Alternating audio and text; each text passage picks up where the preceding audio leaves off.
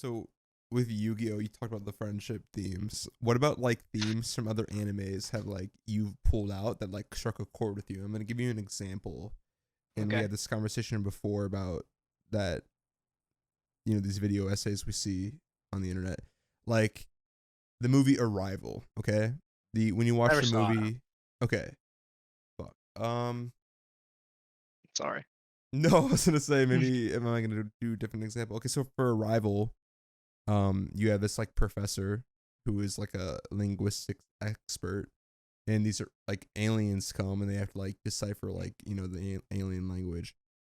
It turns out these aliens are like humans from the future, like 3,000 years in the Okay. future, Nice.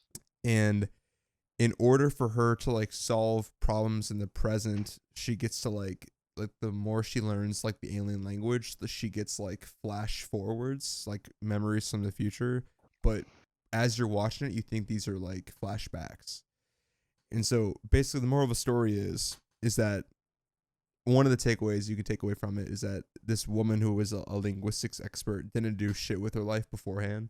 And then one moment like called for her to go and actually do shit, and she never took risks or like wanted to live her life, but the aliens just forced, because like one of the things from her future was that her daughter had like this cancer that they could never avoid like in any timeline, and so they said like you're going to have a daughter and she's going to die from cancer, and like this is you, like here's a memory of you telling her about it or whatever disease she had.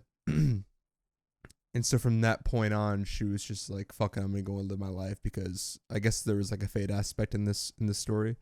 But that was like the moral of the story that I took away from that, and that like she was this boring ass lady, but she had like the potential to like live this grand old life, but she did it because it came to a point where she was just sort of like thrown into it. So from any anime or Yu-Gi-Oh, are there any like overarching themes or like lessons that you take away that strike a chord with you?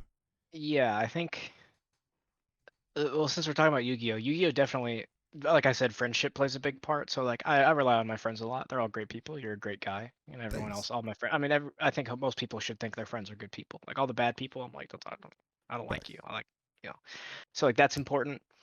Yeah, they always talk about like you can't win alone, which is Yeah. like kind of true. Like everybody always has support from like be it friends or family. So like that's a big key.